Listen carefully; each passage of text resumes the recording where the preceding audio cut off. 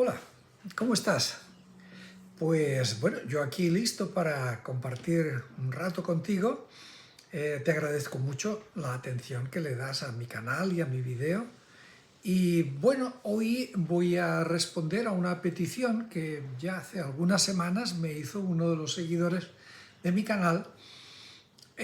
Habitualmente hago lo posible por responder a esas peticiones, quizá alguna vez no lo he hecho, a veces me hacen peticiones en algún comentario que no lo he leído. Bueno, si alguien se considera que no le he respondido, que lo vuelva a intentar, porque de verdad que no tengo ningún inconveniente, a no ser que sea un tema que lo ignore o que no esté encuadrado dentro de la temática de este canal. Bueno, pues entonces resulta que después de que habíamos hablado de varias rebeliones indígenas, hubo una persona que me pidió que hablara de las rebeliones de Chanchamayo en el Perú. Bueno, es interesante pues volver a hablar de una rebelión, porque claro, una de las mentiras, de las torpes mentiras de la leyenda rosa es que, bueno, que pues los invasores vinieron a traer paz, que aquí pues todo era un salvajismo atroz y que bueno, que es, bueno, todos los males posibles se daban aquí en la América prehispana. Y que cuando, claro, llegaron los españoles, bueno, pues poco menos que fueron recibidos jubilosamente y que se interpretó su presencia como una verdadera liberación, un rescate, que por fin nos rescataron, por fin nos descubrieron. Bien, pues es una mentira y es lógico que sea una mentira porque tienen que justificar aquel genocidio espantoso, aquellas masacres, aquel desastre, y bueno, pues usan esa mentira. No digo yo que algunos pueblos muy específicos y muy concretos al final estuvieran mejor y que a lo mejor pues quizá algunos salieran ganando con la invasión. No digo yo que no, siempre hay gente para todo y bueno, los españoles fueron muy hábiles para dividir unos contra otros y entonces pues a lo mejor favorecían a alguno, pero al final salieron todos perdiendo, absolutamente todos. Bueno, pues ya te digo, pues es interesante. Y lo interesante también es que para contradecir a semejante mentira hay abundantísimas referencias, pero en cada país te pueden contar 6, 7, 8, 10, 20, 50 rebeliones indígenas como mínimo, y esas son de las grandes, no de las pequeñitas, en donde pues podrían calificarse poco menos que una algarada callejera. Bien, en Chanchamayo es un lugar muy peculiar que está en la sierra, o sea, es una selva que hay en medio de la sierra de los Andes peruanos y que, bueno, pues está bastante incomunicada, era difícil de acceso y entonces, pues parece ser que los españoles tardaron un cierto tiempo en llegar a ese lugar. O sea, el virreinato del Perú es muy grande, es también muy accidentado, hay muchos desiertos, la cordillera de los Andes es tremendamente abrupta en el Perú. Entonces, pues hombre, no fue fácil irse extendiendo y la primera rebelión indígena que hay en Chanchamayo es de 1637, que por lo que he leído, por lo que parece, da la impresión de que los españoles llevaban muy poco tiempo ahí y que prácticamente los únicos que se habían atrevido a poner el pie en esa área eran los misioneros franciscanos, porque, bueno, pues no había oro, no había ninguna cosa así que llamara excesivamente la atención, y entonces, pues no, ahí no aparecieron los pirañas de costumbre que, bueno, porque por más difícil que hubiera sido, en el caso de que la recompensa fuera valiosa, hubieran ido, como fueron, qué sé yo, pues al Cerro del Potosí, que era un lugar absolutamente inhóspito, casi invivible, y fueron y se aclimataron. Y se aclimataron. Durante años la vida en Potosí fue muy dura, incluso se cuenta que no nacían niños, que las mujeres no conseguían acostumbrarse a la altura y poder llevar un embarazo y un parto normal, que hubo años y años que pensaban que los niños no podían nacer en Potosí. Fíjate qué sitio más difícil debía ser. Pues, pero como había plata, oye, ahí estaban, ¿eh? En cambio, estos señores de Chanchamayo, pues mira, en ese sentido tuvieron suerte. No había oro, no había plata, no había gemas preciosas, no había ninguna cosa especialmente rica en aquellos momentos. Había un cerro de sal, un yacimiento de sal muy grande, que todavía existe y que todavía pues, es visitado, y todavía hay gente que hace minería ilegalmente, ¿no?, para llevarse un poco de sal. Es bien sabido que la sal es, bueno, siempre ha sido valiosa, pero en los tiempos antiguos era todavía más valiosa, era muy valiosa en todas partes. Entonces, esa zona en la que había un cerro de sal era un lugar bastante visitado y, en fin, y que significaba una cierta riqueza ahí. Y allí acudieron los franciscanos. Y entonces la primera rebelión, la rebelión de 1637, consistió en matarlos y en echarlos a los que sobrevivieron. ¿Por qué? Bueno, pues por lo mismo, porque era gente que no querían someterse a los caprichos o a las imposiciones o a los deseos de los misioneros franciscanos, que en lugar de a lo mejor pues entrar de una manera más franciscana, más benevolente, más amable, más cariñosa, más evangélica, pues probablemente quisieron entrar imponiendo su autoridad y mira, y les fue mal. Parece que no escarmentaron y volvieron al cabo de unos cuantos años y volvió a suceder lo mismo en otra rebelión que ocurrió casi 40 años después, en 1674, otra vez por los mismos motivos. No había ni siquiera grandes poblados de españoles ni nada, con lo cual eran los franciscanos los que pagaban los platos rotos, porque eran los únicos que podían haber, y los echaron otra vez y mataron a muchos, y etcétera, etcétera. Es lo mismo, ¿no? Bueno, de ahí saltamos a la tercera rebelión del Chanchamayo, que fue pues lo mismo, también una resistencia a que les impusieran condiciones económicas, que les impusieran creencias religiosas, que les trataran de sacar el dinero, que los trataran de obligar a trabajar, etcétera, etcétera. Entonces, pues nada, fue otra rebelión que tuvo bastante éxito y bueno, pues prácticamente los españoles no conseguían arraigarse definitivamente en el terreno. Te vuelvo a insistir que era una zona de difícil comunicación y que no tenía el atractivo fácil de decir, oye, vengan aquí, que aquí hay plata o hay oro, o al menos hay mercurio, como pasaba en otros sitios, que el mercurio era muy valioso porque servía para extraer la plata del mineral de plata.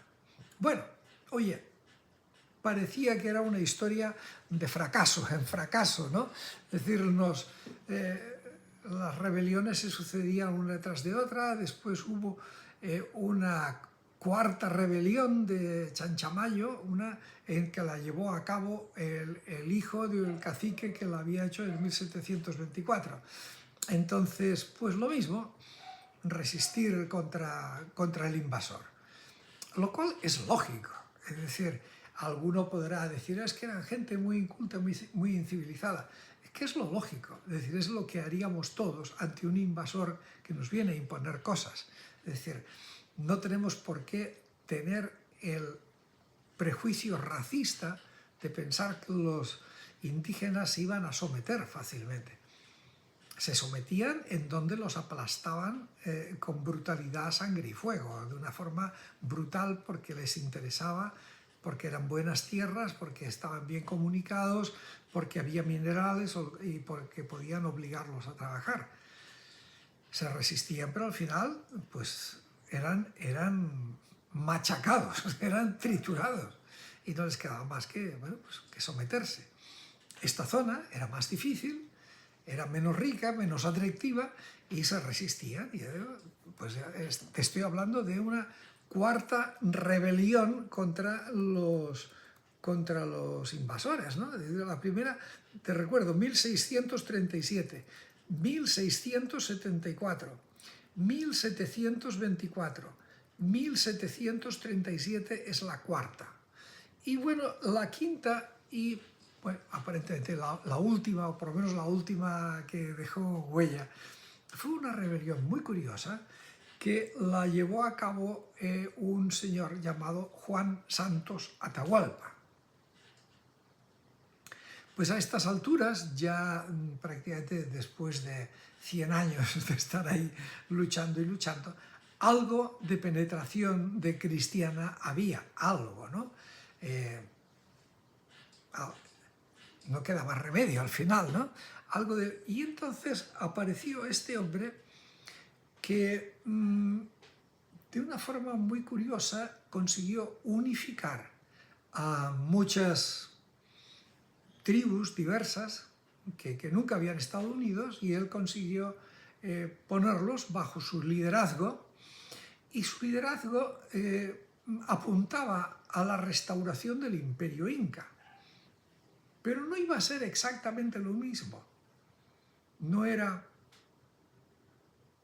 una repetición de las costumbres ancestrales, sino que al hombre le pareció bien incluir también algunas cosas que eran como más propias del cristianismo, y entonces acabó haciendo una especie de sincretismo religioso, de liderazgo, y bueno, debía tener un carisma y un liderazgo muy peculiar, porque se le juntó mucha gente, porque fue una rebelión que duró mucho tiempo, duró cerca de 15 años aproximadamente, entre 1742 y 1756, es decir, 14 años. 14 años en los que él ejercía el control de una zona muy grande, de esto que le llaman la selva central, que también se le conoce con el nombre de El Gran Pajonal. Y ya digo, una zona muy agreste, muy difícil, probablemente muy fácil de defender si los españoles intentaban mandar una fuerza para atacarles, muy fácil de defender. Y ahí estuvieron 14 años, fue la rebelión que se mantuvo durante más tiempo activa en todo el Imperio Español. 14 años es mucho. O sea, hubo algunos lugares, pero pequeños, ¿no? Es decir, como por ejemplo, pues quizá la provincia de Esmeraldas en el Ecuador, pero era más pequeño. Este lugar, claro, y parece ser que generó una especie ya como de pánico entre los españoles, de que la cosa se les podía empezar a ir de las manos, y empezaron a sentir que la cosa estaba muy complicada, que era una rebelión de gran tamaño que ocupaba una gran superficie, o sea, no era una cosita aislada, y que rechazaban todos los intentos de derrotarlos. Realmente causó mucha impresión. Yo he leído documentos, sobre todo de los misioneros franciscanos, que estaban en pánico, literalmente en pánico. Igual de misteriosamente que apareció el liderazgo de Juan Santos Atahualpa, pues desapareció. De repente, pues no se sabía qué sucedió con él. Hay diversas teorías. Unas es que quizá lo traicionaron, lo asesinaron, quién sabe, a lo mejor se puso enfermo y se murió simplemente.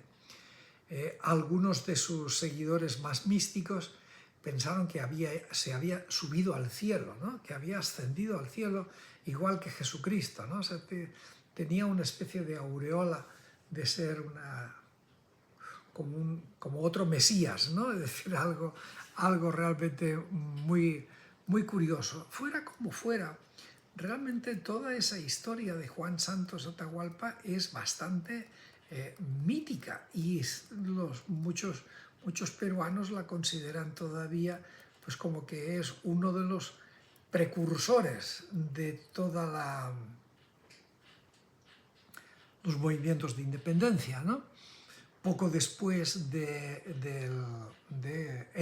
Juan Santos Atahualpa, que ya nunca más volvieron a dar problemas en aquella área, pues poco después ocurrió el levantamiento de Túpac Amaru II, que fue muchísimo más violento, fue ya en territorios muy controlados del virreinato. Estos pues atacó el Túpac Amaru II, atacó directamente al Cusco. Estaban asustados, realmente asustados del nivel del levantamiento y de la violencia que tenía. Pero bueno, de esto hablaremos otro día. Estas son las rebeliones de esta área que me pidieron en concreto. Que como digo, tienen una curiosidad, que son 5. Son 5 en un periodo de poquito más de 100 años. Anteriormente a eso, lo que pasaba es que esa era un área a la que los españoles no habían ido. En los primeros 100 años, o 80 años, no apareció nadie por ahí.